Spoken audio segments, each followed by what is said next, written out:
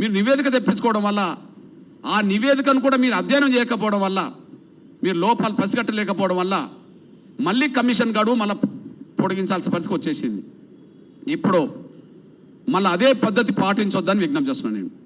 ఇప్పుడు మార్చి 10 వరకు మీరు గడువు ఇచ్చారు.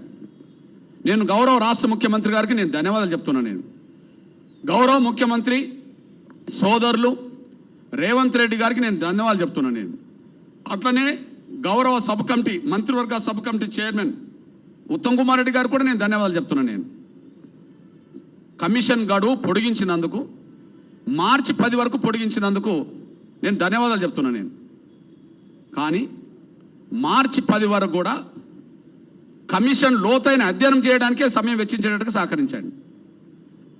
మార్చి 9 నాటికి కూడా కమిషన్ గడువు, మార్చి 9 రాత్రి వరకు కూడా కమిషన్ లోతుగా అధ్యయనం చేసి ప్రతి కుల సంఘం ఇచ్చే అంశాన్ని, వాళ్ళ వెనుకబాటుతనాన్ని, వాళ్ళ సామాజిక ఆర్థిక పరిస్థితులను కూడా అధ్యయనం చేయడానికి టైం ఇచ్చేటట్టు చూడండి. ఎందుకు నేను ఏం మాట అంటున్నానంటే, ఒకవైపు మీరు మార్చి 10 వరకు గడువిచ్చినట్టుగానేమో కనిపిస్తున్నది, కానీ మళ్ళీ మీరే మార్చి 1 నుంచి 5 వరకు ప్రత్యేక అసెంబ్లీ సమావేశాలు పెట్టబోతున్నారని పేపర్లు వస్తున్నాయి. మార్చి 10 వరకు గడువిచ్చినట్టుగా కనిపిస్తుంటుంది షమీమ్ అఖ్తర్ గారికి, కానీ మార్చి 1 నుంచి 5 వరకు ప్రత్యేక అసెంబ్లీ సమావేశాలు పెట్టబోతున్నారన్నట్టుగా అన్ని పత్రికలు రాస్తున్నాయి. నిన్న ఎలక్ట్రానిక్ మీడియా కూడా ప్రచారం చేసింది. అందులో 2 అంశాల మీద, ఎస్సీ వర్గీకరణ, బీసీ రిజర్వేషన్ల మీద తీసుకొస్తారంట. ఎస్సీ రిజర్వేషన్ వర్గీకరణ బిల్లు, బీసీ రిజర్వేషన్ల మీద తీసుకొస్తారంట.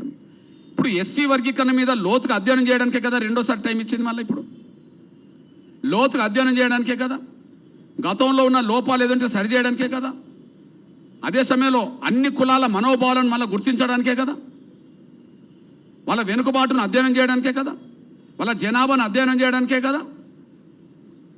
మళ్ళీ మార్చి 10 వరకు మీరు గడువు ఇచ్చి మార్చి 1వ తారీఖు లోపే మళ్ళీ కమిషన్ నివేదిక తీసుకున్నారనుకోండి, అంటే లోతుగా అధ్యయనం చేయడానికి ఇచ్చిన 10 రోజుల గడువు మీరు వాళ్ళకు మళ్ళీ ఇవ్వనట్టే కదా. దయచేసి గౌరవ రేవంత్ రెడ్డి గారికి నేను ధన్యవాదాలు చెప్తున్నా. మేము చేసిన విజ్ఞప్తి కావచ్చు, లేదా లోపాలు ఉన్నాయని చెప్పి మీ మనసులో ఉండవచ్చు. మేము చేసిన విజ్ఞప్తి వరకు కావచ్చు, లోతుగా కొన్ని అధ్యయనం చేయడానికి మీరు ఇచ్చిన గడువు కావచ్చు. ఏదేమైనా గడువు పెంచడాన్ని స్వాగతించాం, మిమ్మల్ని అభినందిస్తున్నాం. గడువు పెంచడాన్ని మేము స్వాగతించాం, మేము కోరుకున్నాం కాబట్టి మిమ్మల్ని అభినందిస్తున్నాం.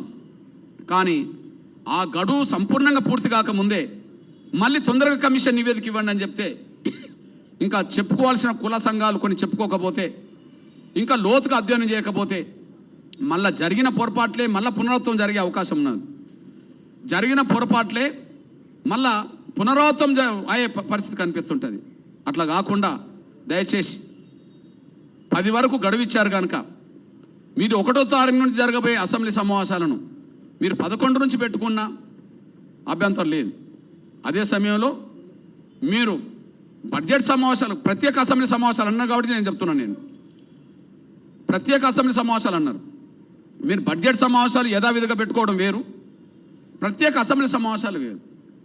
ప్రత్యేక అసెంబ్లీ సమావేశాలు వర్గీకరణ మీదే పెడుతున్నప్పుడు అది 1వ తారీఖు నుంచి పెట్టడం అంటే కమిషన్కి ఇచ్చిన గడువు 10వ తారీఖు నాటి వరకు ఉన్నది కదా. ఇక్కడ అర్థం చేసుకోవాల్సింది ఏంటంటే, నెల రోజులు అన్నారు, కమిషన్ గడువు నెల రోజులు అన్నారు. కానీ 11వ తారీఖు వరకే గతంలో కమిషన్ గడువు అయిపోయింది కదా. గతంలో 10వ తారీఖు వరకు 11 వరకు కమిషన్ గడువు అయిపోయింది కదా. మధ్యలో కమిషన్ కార్యాలయం ఖాళీ చేసినట్టుగా కూడా పేపర్లు వచ్చింది కదా. కమిషన్ కార్యాలయం ఖాళీ చేసినట్టుగా కూడా వచ్చింది కదా. మళ్ళీ పునరుద్ధరించబడ్డది 17 కదా, 17 కదా, మన 19కి మేము ఇచ్చొచ్చాము కదా. అంటే ఒక రకం చెప్పాలంటే జీవో వచ్చింది ఎప్పుడు? 17 తారీఖు. కమిషన్ గడువు పొడిగించినట్టుగా జీవో వచ్చింది ఎప్పుడు? 17. మీరు నెల రోజులు అంటే మళ్ళీ 17 వరకు అయితే ఉండాలి కదా. కనీసం 10వ తారీఖు అన్నారు, 10వ తారీఖు అన్నారు, 10వ తారీఖు వరకు అయితే కొనసాగాలి కదా. కాబట్టి గౌరవ ముఖ్యమంత్రి గారికి విజ్ఞప్తి చేస్తున్నాం, మిమ్మల్ని అభినందిస్తున్నాం, గౌరవిస్తున్నాం. ఉత్తమ్ కుమార్ రెడ్డిని కూడా గౌరవిస్తున్నాం, రేవంత్ రెడ్డి గారిని గౌరవిస్తున్నాం. కానీ కమిషన్ గడువు పూర్తి అయ్యే లోపు అసెంబ్లీ సమావేశాలు పెట్టుకొని ప్రత్యేక సమావేశాల పేరుతో మళ్ళా లోపాలు తలెత్తే విధంగానే మళ్ళీ ఉంటే మరింత ఆవేదన పెరగడానికి అవకాశం ఉంటుంది, కానీ న్యాయం జరగడానికి అవకాశం తక్కువ ఉంటుంది అనేసి కూడా మర్చిపోవద్దని కూడా నేను సవినంగా విజ్ఞప్తి చేస్తూ ఇక